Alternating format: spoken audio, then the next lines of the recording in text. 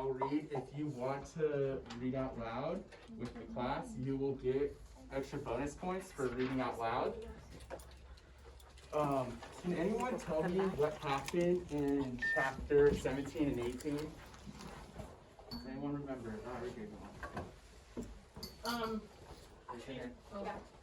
Put his hand in the hole. In the hole to grab dinner. Grab dinner, and then what grabbed his hand instead? They don't know. They don't know? What does he think grabbed his hand? Moray eel. Moray eel. Awesome. So, yeah, chapter 15, 16, Timothy died, so now he has to survive on his own, right? So he goes into the hole to try to fish for langosta, which is lobster. And he sticks his hand in the hole, but the eel, what he thinks an eel, bit him. Alright, what happened after he stuck his hand in the hole? He heard a plane? He heard a plane, right? So he starts building the signal fire for the plane. And then what does he use to produce black smoke? Sea grapes. Awesome. Yeah, because sea grapes have an oil on them. So he uses sea grapes to start the fire. How many times does the plane come around? 2 times. 2 times. And does the plane stop? In his eyes, his ears, he thinks it's getting lower. Mm-hmm. But it's not. But it's not. Eventually the sound just goes away. Mm-hmm. And how does Philip feel when he doesn't hear the plane anymore? Sad and Hopeless. Angry. Wants to die. he does want to die. And he's angry, he's lonely, he's sad. He was saying. That's what I said. Timothy, Really? Yeah, I said Bring him down with him. Yeah. Mm-hmm. It's good. Exactly. Not saying. Alright, so My hair. that's where we stopped off. Now Philip is alone on the island. He's lonely. He doesn't know how he's going to get off the island. So please, turn your books to chapter 19. Does anyone want to start reading, or do you guys want me to start Can reading? I start reading, but I also don't have a book? There you go. You can start reading. And like I said, if you read, you get extra bonus points. So I'll make sure to put those bonus points up for you. I feel Yes, it. you're on that. I wasn't here Monday either. Thank you. All right, start reading, please. It was about noon when I heard the bell. It sounded like bells I've heard in St. Anna Bay. And in the In Skotsgat. Okay. Small boats and tugs used them to tell the engineer to go slower, faster, or put the engines in reverse. For a moment, I thought I was dreaming. Then I heard the bell again, and with it, their slow chugging of the engine and voices. They're coming from East Beach. I ran down there. Yes, a small boat had come into the devil's mouth. It was approaching the cave. I yelled, "I'm here! I'm here!" There was a shout from the water. A man's voice, "We see you." I stood there on the beach, on East Beach. Stood cap on my feet, looking in the direction of the sounds. I heard the bell again. Then the engine went into reverse. The propeller thrashing. Someone yelled, "Jump! Scotty, the water's shallow." The voice was American. I was certain the engines was now idling, and someone was coming toward me. I can hear him paddling across the sand. I said, "Hello." There was no answer from the man. I suppose he was just staring at me.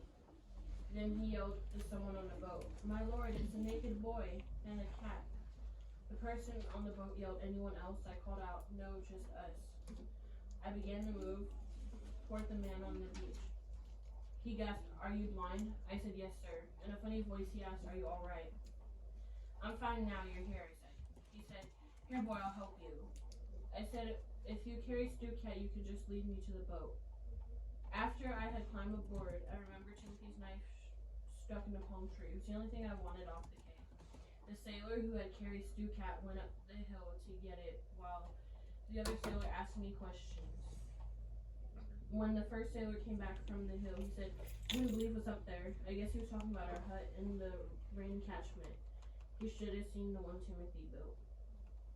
Awesome. And then before I continue reading, it is kind of a funny sentence. "My lord, it's a naked boy and a cat." Honestly, Philip didn't go to the island naked. What happened to his clothes? Remember? Was it when the shark attacked him? No, later on in the book. I probably don't.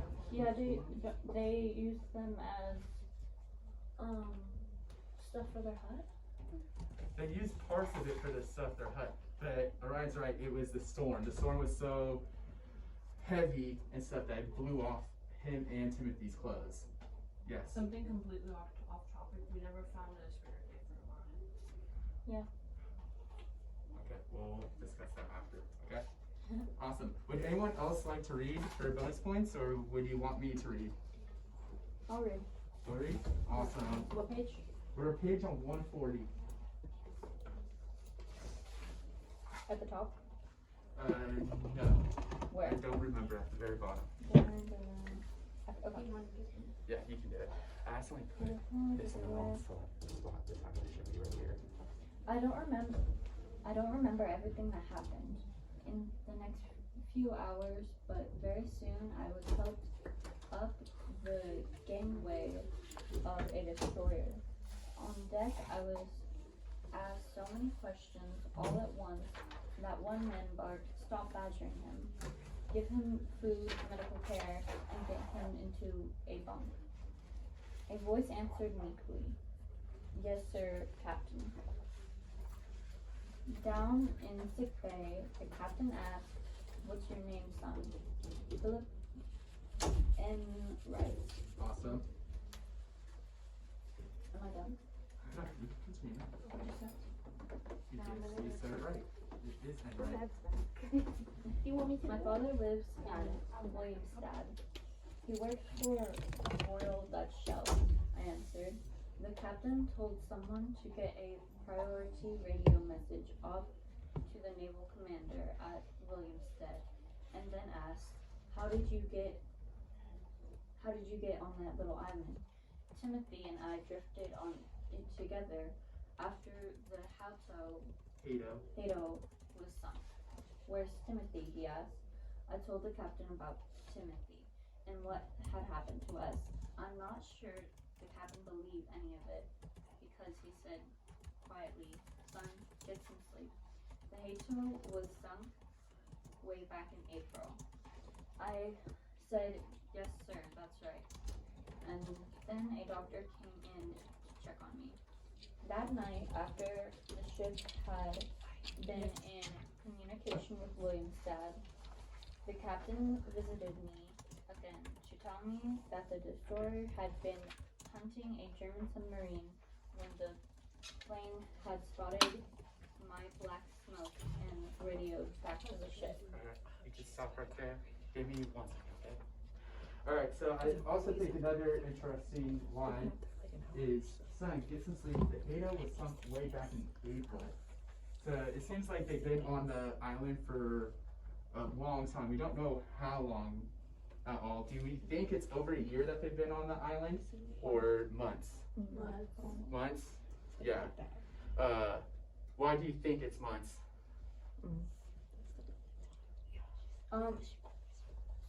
I think this is like a wording thing. Well, because he said back in April, so that would be the same year. And also the fact that, when they were counting up the pebbles in the bucket, it was way less than. Way less, right? And if it was over a year ago, they would say, "Oh, that was like over a year ago." They wouldn't say, it was in April. Yes. So yeah, you are okay. Yep. There was still disbelief in his voice when he Can I get said he thing for checked bonus points? all of the charts Thank you. publications on the bridge. Our cave was so small that the charts wouldn't even what's the word? Identify? Let me look. Dignify. And I don't want to read no more. Okay. I'll finish that up for you, okay? Okay. I think so. Let's wait till Audrey gets back though. She's putting that Dignify it with a name. But Timothy had been right. It was tucked back up in the devil's mouth. Yeah. Alright. You can The next morning, we docked at the naval base in Costa Mesa, Panama, and I was rushed to a hospital, although I really didn't think it was necessary. I was strong and healthy, the doctor on the destroyer had said. My mother and father flew over from Willemstad? Yep. Willemstad in a special plane. It was minutes before they could say anything. They just held me, and I knew my mother was crying. She kept saying, "Philip, I'm so sorry, I'm so sorry."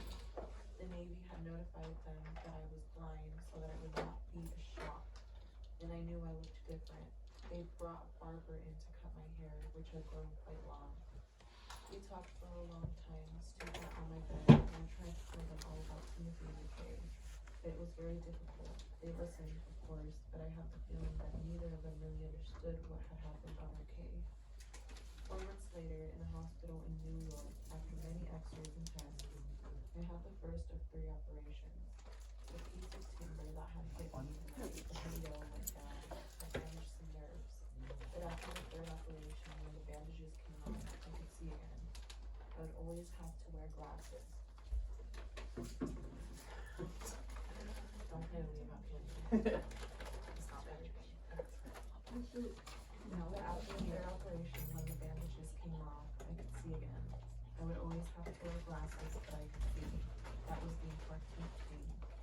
In early April, I returned to Willemstad with my mother, and we took up life where it had been left off the previous April. After I'd been officially reported lost at sea to Karaku. Yep, Crockett. To be with my father. She had changed in many ways. She had no thoughts of leaving the islands now.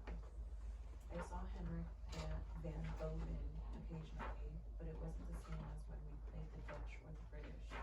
He seemed very young, so I spent a lot of time along St. Anna Bay and at the Waterkamp. Yeah, it's a tough word. It's Dutch, so.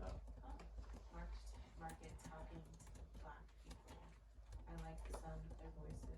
Some of them had known old Timothy from Charlotte and Birmingham. I felt close to them. At war's end, we moved away from Charlotte and Karaku. My father's work was finished. Since then, I've spent many hours looking at charts of the Caribbean. I found Grand Condor, Roseland, Quito, and Sarah Banks. I found Beacon Cay and North Cay in the islands of Providencia and San Andres. I've always found the Devil's Mouth. I've also found the Devil's Mouth. Awesome. Great memory right there. Alright, I'll finish it up. Are you on reading in? Go ahead. Someday I'll charter a schooner out of Panama and explore the Devil's Mouth. I hope to find the lonely little island where Timothy is buried. Maybe I won't know it by sight, but when I go ashore and close my eyes, I'll know it was our own Cay. I'll walk along East Beach and out to the reef. I'll go up the hill to the row of palm trees and stand by his grave. I'll say, this bout outrageous, Cay. Timothy? Awesome. So before we go into the questions, another interesting thing about this read was his mom. So after I officially reported lost at sea, she'd gone back to Crockett to be with my father. She had changed in many ways. She had no thoughts of leaving the islands now. What do you think might have happened with the mother to switch her mind about not leaving the islands? Probably the fact that she wanted to stay put if they found Timothy. That's a really good question. How do you think that she might still be prejudiced against African Americans or just black people in general? Yeah, because she hasn't actually met Timothy, so how does she know that he's not one? Exactly. exactly. That's a good inference. All right, awesome. So on the last question, I want to kind of answer this as a class. It says, rate this book 1 through 10. What do you like about the book, and what do you not like about the book? So who would like to answer that question? Yeah. I put it at a 7. 7? Okay, that's a fair. I did that. What do you like about the book, and what do you not like about the book? I like that, like, he found Monica, but I also didn't like that, like, there was a short period of the book after he died. Yeah, you think it should have been longer? Yeah. Do you think that the book was actually historically accurate on certain things? Why? Make sure he gets back to Audrey. Well, mainly because of the rate that they put it. It's just like, oh, there was an explosion, and then like the next page is just the end of the world. I just feel like each page was just a different event. Yeah, right? And it didn't It's actually, event after event after and event. they didn't actually like express their emotion of them, just what happened. Yeah. Well, they do at the beginning of the book kind of explain what's going on in the world a little bit. Do you think that part was accurate of describing like World War II U-boats attacking Morocco and Aruba? Yeah, but like once they're on the cave, it was just event after event. You know, Yep. there was no emotion. Like there wasn't like explaining his thoughts about it. It was only for like 2 seconds. Yeah, it was a lot more inference, right? Of like how he felt and how Timothy felt and stuff like that. Anyone else have an opinion on the book? Good or bad, all opinions matter, so